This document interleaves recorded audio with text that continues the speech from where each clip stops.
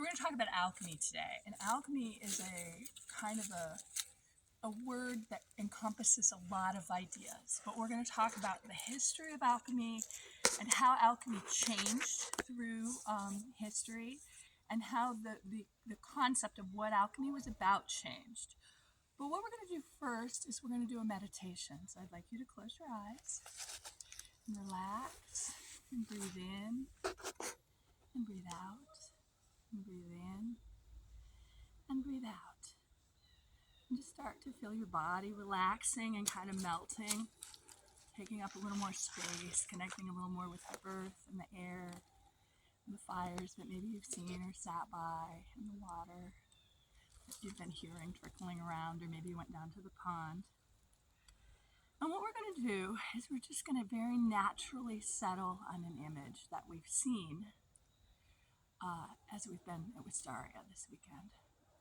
We're going to settle on an image for ourselves of earth, air, fire, or sun, or water. So when you find that image in yourself, just imagine going below your head. Don't stay in your head, because the head can kind of trip us up. It's good, but it can trip us up too. Find where that image resonates in your body.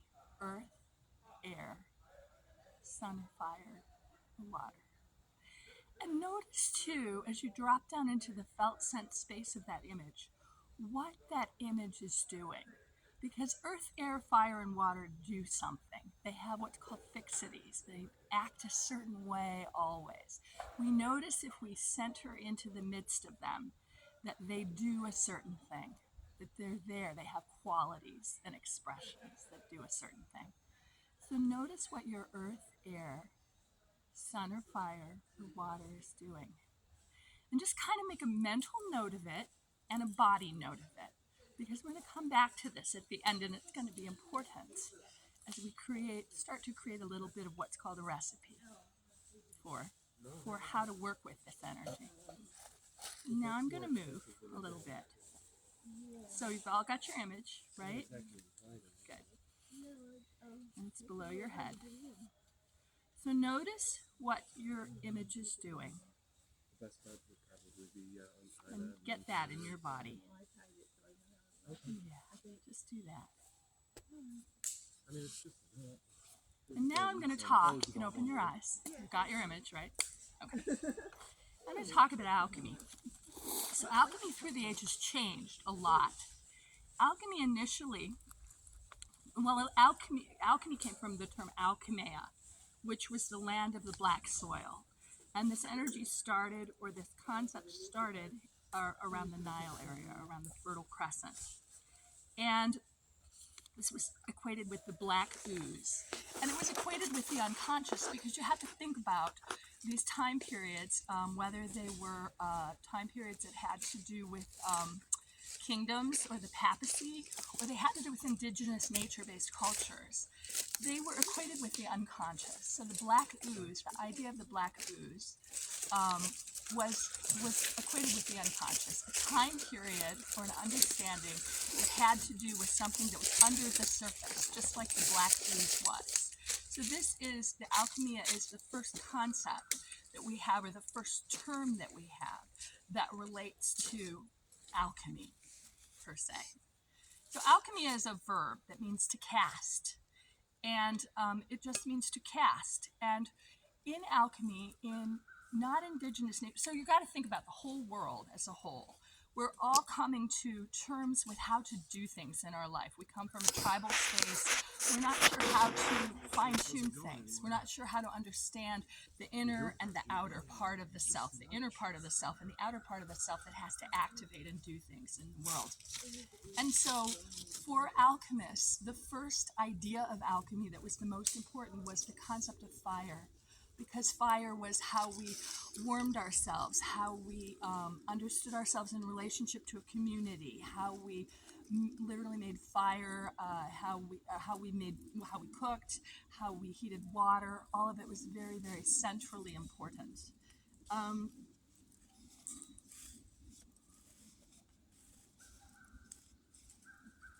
So this idea of alchemia, which was called the Negrito, and all of this, as I'm talking about it, changes through these stages, because alchemy initially to the original alchemists meant turning lead into gold. It literally meant that. They really believed that they could turn lead into literal gold. And this was a concept that they held and revered, but it moved from being something that was more literal to something that was more symbolic. And that is where we get all of our concepts of earth, air, fire, water, indigenous nature-based cultures, like the idea of the four sacred elements, the idea in Native American culture of the four directions. All of these concepts that have to do with the fixities and properties of earth, air, fire, and water come from this idea of alchemy. So, when alchemy began, alchemists believed that they could literally turn lead into gold. And in the beginning, they believed this idea was feasible. They believed it was what they wanted to do. They believed that they could create this gold. They could create these riches. They could create this wealth. Well, what happened was, you have to look at this from the perspective of lead being bronze, because we were moving into the Bronze Age. So this whole idea of things becoming worked in the forge, all of this was a pre-idea of modernization and the Enlightenment. So what happened was, in alchemy, the whole idea is that something goes from a base quality to a refined or rarefied quality in now what we call psyche. But back then, they would not have called this psyche at all. They would not have had an understanding of psychology in this way. They would just have had an understanding of the rarefication of an element, or their relationship to an element, their relationship to either, when we're talking about earth, air, fire, and water, earth is doing. It's actualizing things in the external world. Water is feeling. You're probably noticing as I'm talking about these, maybe the idea of the Myers-Briggs coming in, the idea of there being a feeler, a thinker, an intuitor, and what's called a sensate or a doer. And these were qualities that were very important to understand for these people as they moved energetically through time, so that they could function, so that they could do things well in wherever they were. So this idea of something going from a quality that was unworked or unrefined to going to a quality that was very refined, very rarefied, very evolved was a super duper important thing, especially in the Middle Ages, when we're talking about the Dark Ages, and we're talking about this kind of black and white concept of, if things are going to be good or they're going to be bad. Like, you go out and you're going from one township to another, and whatever you encounter defines how you experience something. So the black and white idea of, like, will I have a good experience or will I have a bad experience, was very much codified in the culture at the time. So people had to have a way to move energetically with more refinement and more awareness about who they were and how to do things in the world. So in primitive cultures, kingdoms, and religious sects, they were wedded to the idea that was alchemy was literal, because, well, it became really interesting. There was a schism between the wealthy people, the aristocracy, the papacy, the kingdoms, and the common people, the serfs, because what they needed to do was very, very different. Kingdoms wanted to make sure that they got more gold, that they got more resources, that they broadened their resource base. So these alchemists were in a really tricky position, because they had to pretend like, once they knew and they understood, that what they were doing as they were alchemizing things was creating a more rarefied state in self. They couldn't tell the king that, because the king didn't give a damn. The king wanted there to be stuff for the kingdom. So they were in a really weird, tricky position where they had to act like they were doing something they weren't doing. Because the king expected a miracle to occur. So, because they wanted to cordon off resources for their kingdoms. So this shift was very palpable, and it was a big secret that was kept from the papacy, the aristocracy, the kingdoms, all of this. Also, in nature-based indigenous cultures, which were tribal, there was becoming a sense, there had to be a sense in the tribe of the idea of a self, which there wasn't. A tribal tribal understanding is a communal understanding. But through working with earth, air, fire, and water, people started to have a sense of nature spirits, of the idea that there was a spirit of water, a spirit of earth, a spirit of air that they could connect to in some way. So you see how in nature-based indigenous cultures this functioned differently than it did for European kinds of cultures because of the way that culture was structured. So this is why alchemy appealed to the underground and to the common people, because we were in places where everybody wanted to get this resource base and get more stuff, and the common people had no way to get stuff. Like they were stuck in these little serfdoms and their own little homes, and a lot of what they dealt with was pretty brutal because they had to face off against nature and they had to make things work for them, and the kingdom really didn't care whether it did or not. So they had to have tools that were very that helped them feel better about themselves. That helped them have a sense of confidence, a sense of capability, a sense of connecting with something that was larger than just their drudgerous life, right? So they relied on this idea of alchemy, and they started to know that it was not something that was going to happen. Lead was not going to turn to gold. So it offered the common people a way to rise above their circumstances and to evolve spiritually, although probably they wouldn't have called it spiritual, but it did offer that. So the shift was happening slowly around the world, and it wasn't just happening in Europe, it was happening all over the world. And the Enlightenment was starting to change the way that people looked at how they did things. So in the Enlightenment, we introduced the scientific method. Something had to be repeatable. It had to be focused on by a large group of people. But the thing about the alchemists was it was very much empiricism. Empiricism is the idea of trial and error. So you do something, if it works, you do it again. You fine-tune it. You look at how it works. So you probably in your own lives do this all the time. You go, well, this is working for me. That's not working for me. I'm going to set that aside.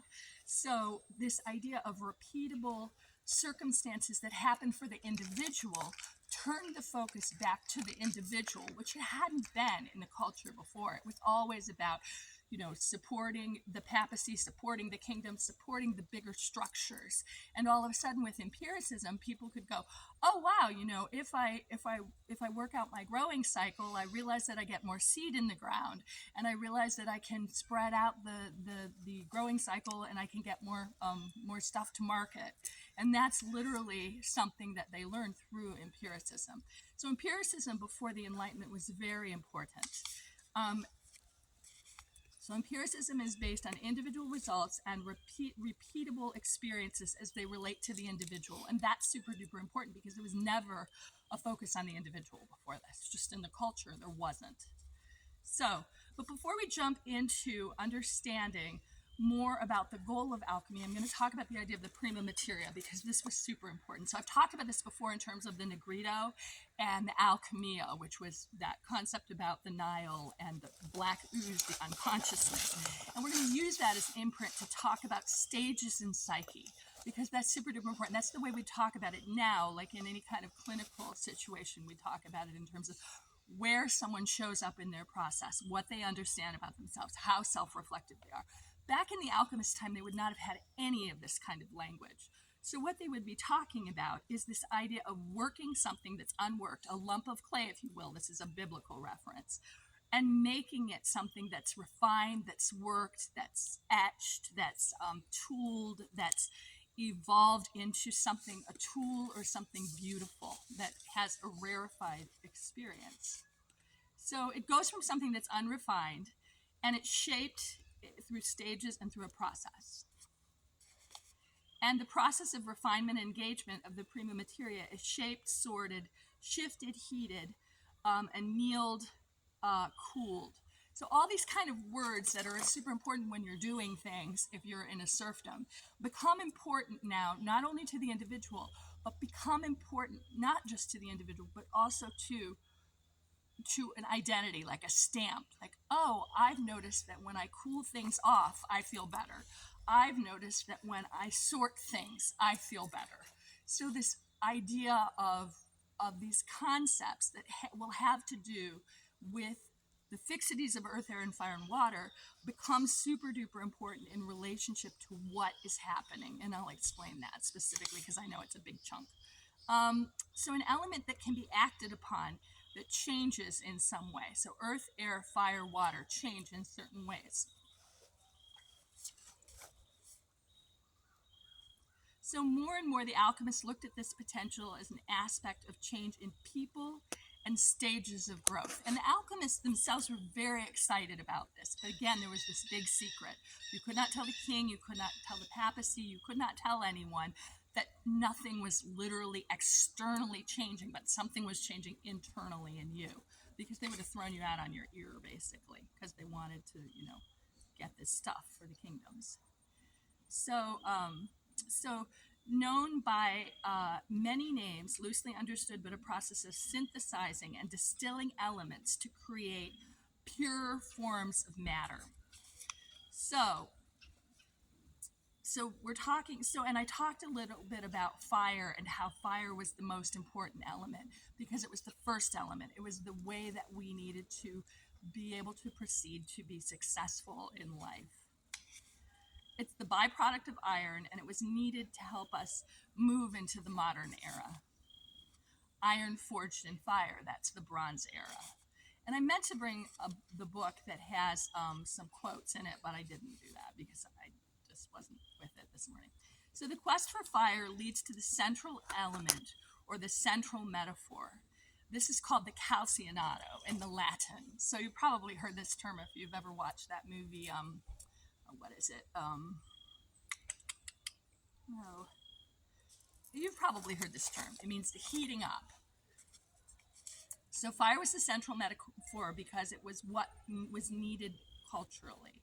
It was the hearth, it was the home, it was comfort, it was warmth, it was community.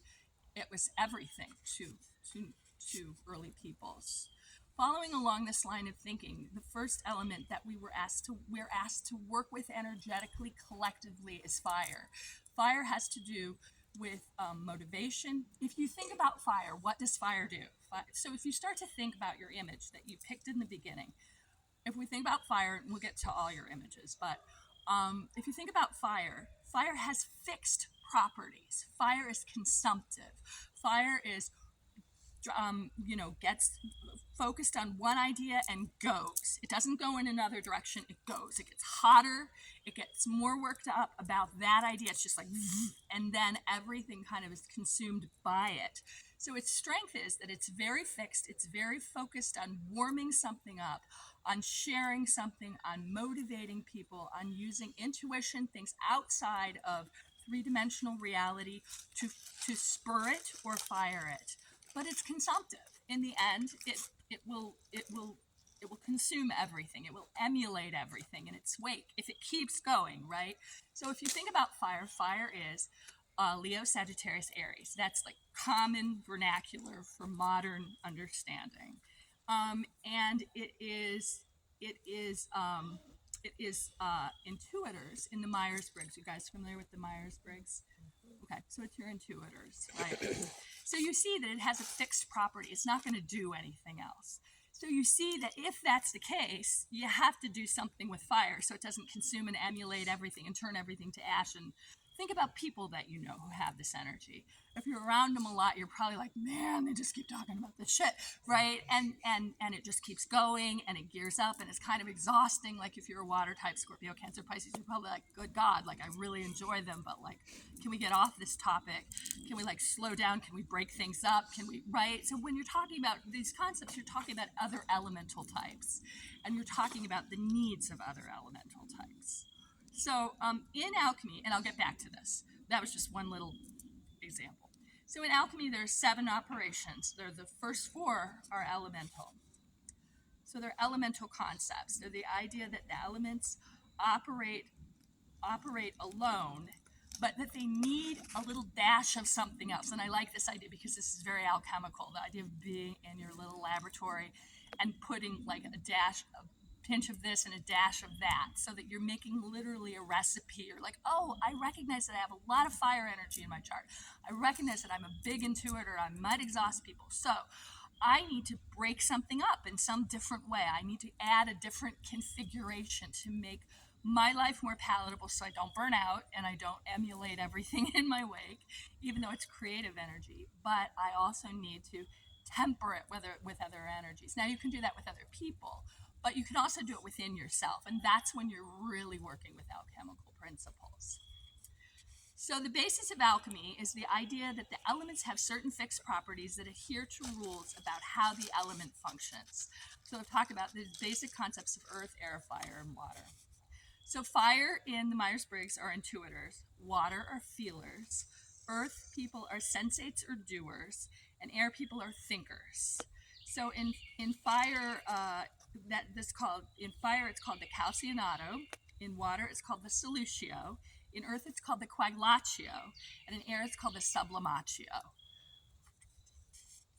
So these people have fixed properties. So, like I said, earth people are sensates, air people are thinkers, fire people are intuitors, and water-based people are feelers.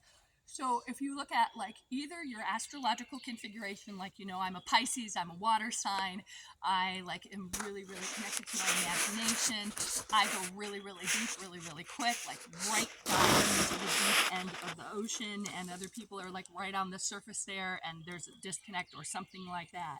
You can know that about yourself and relate to yourself as a healer. So let's see here. Okay, so I got a little bit out of order here, but if we're going back to the fire, and we'll get to the others, there's three kinds of fire, and the reason that there's three kinds of fire is because fire is the most important thing.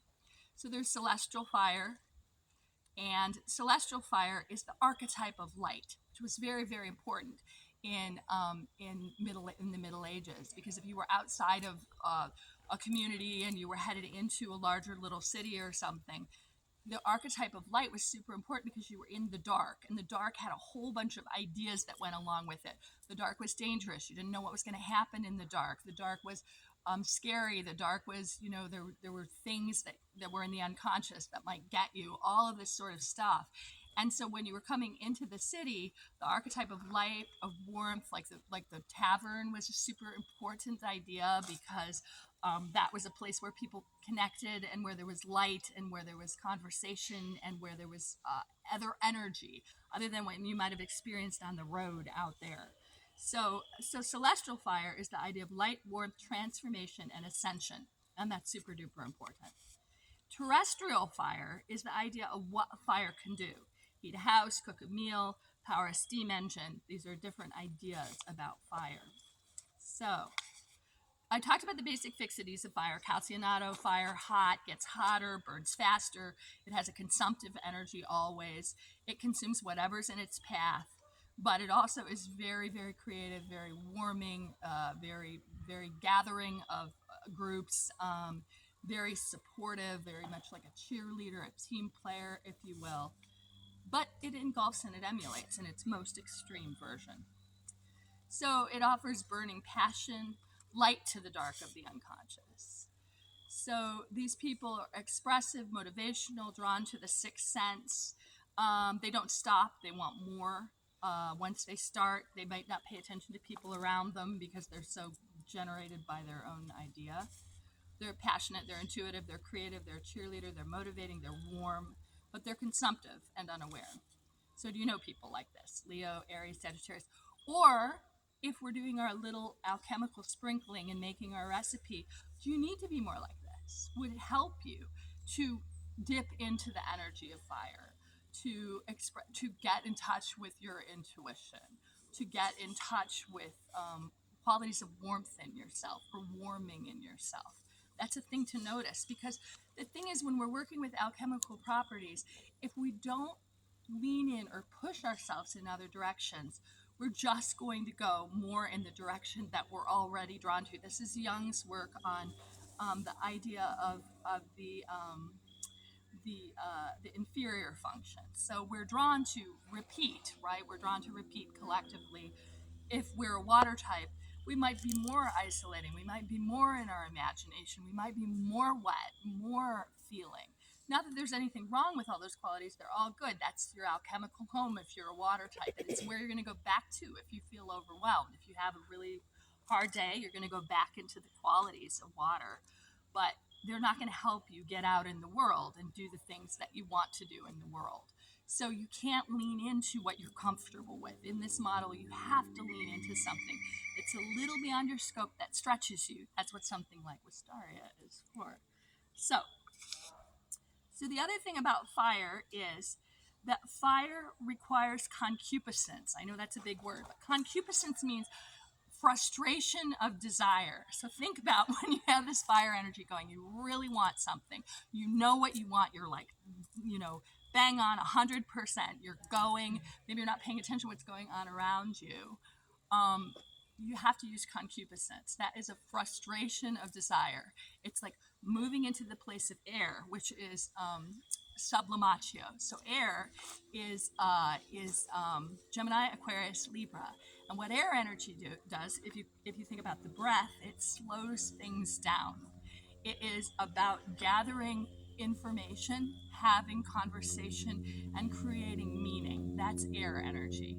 Now, air energy, when it's unbalanced, can lead to like very surfacey engagements where you can't go deep with anything. Is this stuff making sense to you as I'm talking about all of it? Are you like finding a place in yourself where you're like, I recognize that, I need more of that? Good, I'm so glad. Thank you. Any feedback is great for me because this is a big concept and I realize it's a big concept and I appreciate you guys' willingness to stay in it and work with it. So anyway, concupiscence is frustrating desire. It creates support beyond the burn, if you will. It's air, breath, it's slowing down, it's creating more meaning through thoughts. Think about dating. This is a really good example.